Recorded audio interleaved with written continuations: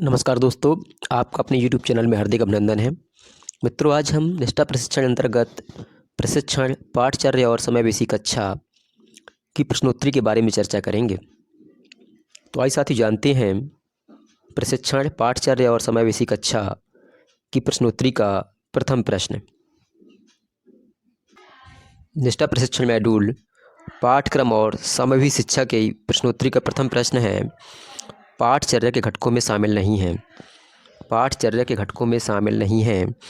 Option A शिक्षकों की भर्ती और स्थानांतरण, ऑप्शन बी आकलन और मूल्यांकन, ऑप्शन सी शिक्षा रणनीतियाँ, ऑप्शन डी पाठ्यक्रम और पाठ्यपुस्तकें। तो साथियों से इसका सही उत्तर है ऑप्शन ए शिक्षकों की भर्ती और स्थानांतरण। अगला प्रश्न है, समावेशी कक्षा के निर्माण के लिए निम्न में से कौन सा महत्वपूर्ण नहीं है। ऑप्शन ए शिक्षक की भूमिका, ऑप्शन बी समुदाय का समर्थन, ऑप्शन सी विद्यालय का स्थान, ऑप्शन डी माता पिता का सहयोग। साथियों इसका सही उत्तर है ऑप्शन सी विद्यालय का स्थान। अगला प्रश्न है, आकलन का वास्तविक उद्देश्य है। आकलन का वास्तविक उद्देश्य है ऑप्शन ए परीक्षा आयोजित करें ताकि बच्चों को अगली कक्षा में पदोन्नत किया जा सके, ऑप्शन बी रटने की विद्या में वृद्धि करें, ऑप्शन सी सीखने में अंतर की पहचान करें और आवश्यक सहायता प्रदान करें, ऑप्शन डी छात्रों के शैक्षिक ज्ञान का परीक्षण करें।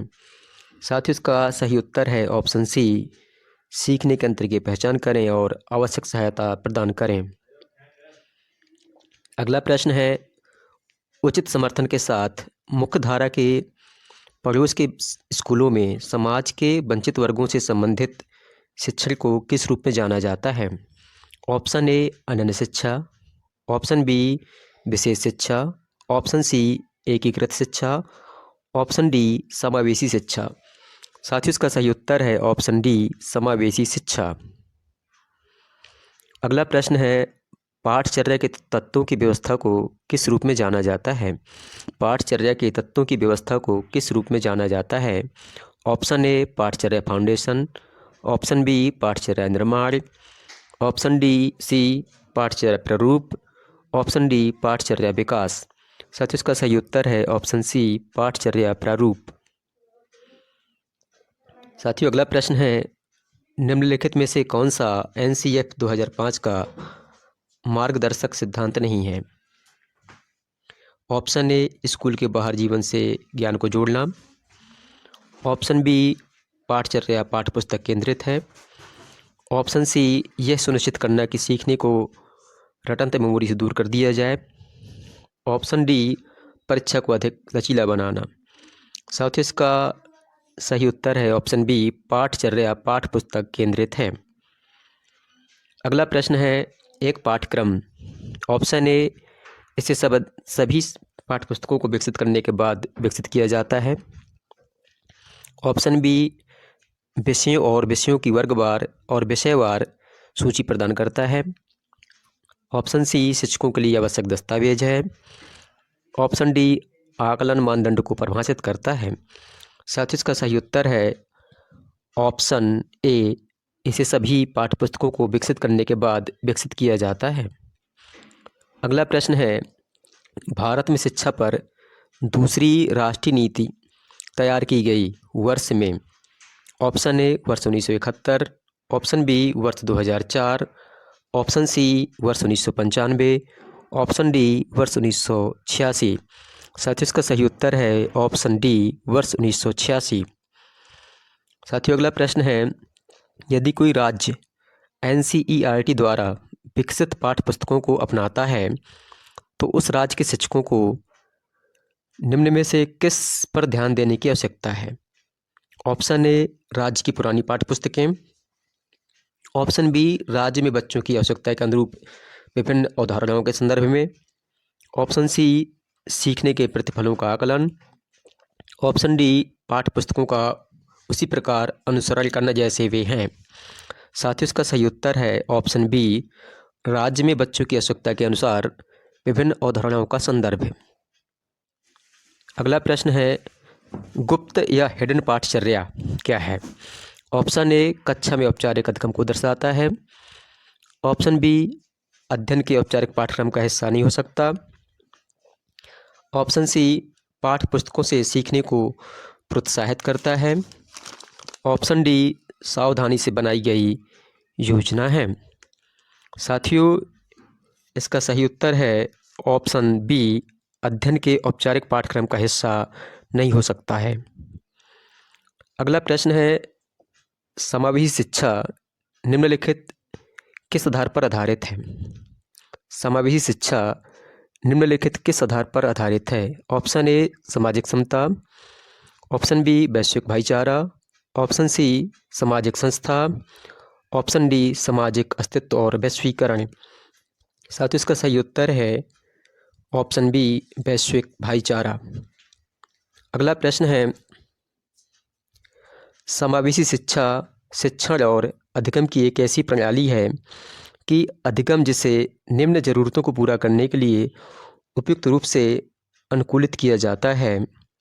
ऑप्शन ए गैर विकलांगता वाले बच्चे, ऑप्शन बी गंभीर विकलांगता वाले बच्चे, ऑप्शन सी विकलांग और गैर विकलांग बच्चे, ऑप्शन डी विकलांग बच्चे। साथियों, इसका सही उत्तर है ऑप्शन सी विकलांग और गैर विकलांग बच्चे। अगला प्रश्न है, बच्चों को मुफ्त और अनिवार्य शिक्षा अधिकार RTE अधिनियम प्रदान करता है कि प्रत्येक बच्चे को पड़ोस के स्कूल में मुफ्त और अनिवार्य शिक्षा का अधिकार होगा। ऑप्शन ए 6 से 14 वर्ष की आयु के बीच प्राथमिक शिक्षा पूरी होने तक, ऑप्शन बी उम्र की परवाह किए बिना प्राथमिक शिक्षा पूरी होने तक, ऑप्शन सी 5 से 14 वर्ष की आयु के बीच और प्रारंभिक शिक्षा पूरी होने तक, ऑप्शन डी 6 से 14 वर्ष की आयु और प्रारंभिक शिक्षा पूरी होने के बीच। तो साथियों, इसका सही उत्तर है ऑप्शन डी 6 से 14 वर्ष की आयु और प्रारंभिक शिक्षा पूरी होने के बीच। अगला प्रश्न है, निर्धारित समय में कवर की जाने वाली विशिष्ट कक्षा के लिए किसी विषय में शामिल किए जाने वाले विषयों या विषयों की रूपरेखा कहलाती है। ऑप्शन ए कार्यक्रम, ऑप्शन बी पाठ्यक्रम, ऑप्शन सी पाठचर्या, ऑप्शन डी कोर्स। साथियों, इसका सही उत्तर है ऑप्शन बी पाठ्यक्रम। अगला प्रश्न है, समावेशी शिक्षा। ऑप्शन ए इसमें हाशिए पार समूह के शिक्षक शामिल हैं। ऑप्शन बी प्रवेश की सख्त प्रक्रियाओं को प्रोत्साहित करता है। ऑप्शन सी कक्षा में विविधता का जश्न मनाता है। ऑप्शन डी केवल विशेष ज़रूरतों वाले बच्चों को ही लाभान्वित करती है। साथियों, इसका सही उत्तर है ऑप्शन सी कक्षा में विविधता का जश्न मनाता है। साथियों, अगला प्रश्न है, सीखने के प्रतिफल शिक्षकों की मदद करते हैं।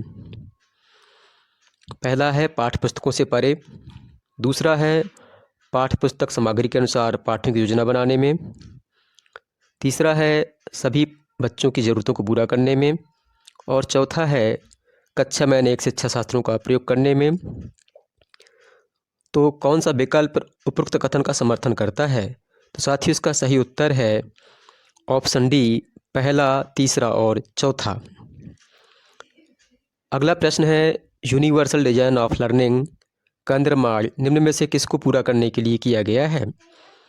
ऑप्शन ए विशेष आवश्यकताओं वाले बच्चे, ऑप्शन बी हाशिए पार समूह के छात्र, ऑप्शन सी सभी छात्रों की आवश्यकताएं, ऑप्शन डी अत्यधिक होनहार छात्र। तो साथियों, इसका सही उत्तर है ऑप्शन ए विशेष आवश्यकताओं वाले छात्र।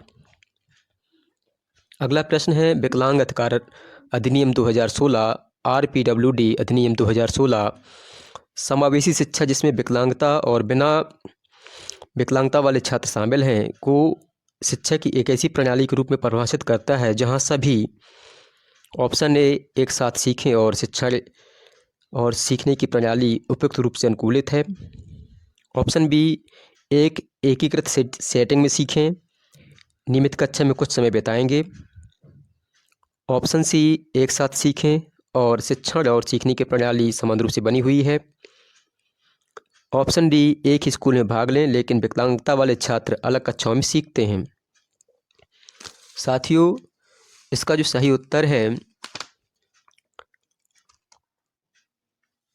एक साथ सीखें और शिक्षण सीखने की प्रणाली उपयुक्त रूप से अनुकूलित है? ऑप्शन ए। साथियों, परीक्षा का अगला प्रश्न है, पाठचर्या निर्माण की प्रक्रिया में पाठ्यक्रम को किसके बीच रखा जाता है? ऑप्शन ए एनसीएफ और पाठ्यपुस्तकें, ऑप्शन बी पाठ्यपुस्तकें और परीक्षाएं, ऑप्शन सी राष्ट्रीय शिक्षा नीति और एनसीएफ, ऑप्शन डी शिक्षक सहायता सामग्री और एनसीएफ। तो साथियों, इसका सही उत्तर है ऑप्शन ए एनसीएफ और पाठ्यपुस्तकें। साथियों, अगला प्रश्न है, राम दृष्टिबाधित छात्र है, निम्नलिखित में से कौन सा उसके लिए अभिविन्यास और गतिशीलता प्रशिक्षण के लिए सबसे उपयोगी होगा? ऑप्शन ए सीखने की गतिविधि का मौखिक विवरण, ऑप्शन बी स्कूल भवन के स्पर्श नक्शे, ऑप्शन सी नोटबंदी के लिए स्लेट और styles, option D audio clips. साथियों, इसका सही उत्तर है ऑप्शन बी स्कूल भवन के स्पर्श नक्शे। साथियों, हमने 20 प्रश्न किए हैं, कोई प्रश्न स्किप नहीं किया है। अब देखते हैं हमारे कितने प्रश्न सही हैं। साथियों, हमारे 19 प्रश्न सही हैं, कोई एक प्रश्न गलत हो गया है। तो साथियों, आपको वीडियो पसंद आया हो तो हमारे चैनल को सब्सक्राइब करें, वीडियो को लाइक करें और अपने दोस्तों के बीच शेयर करें। धन्यवाद।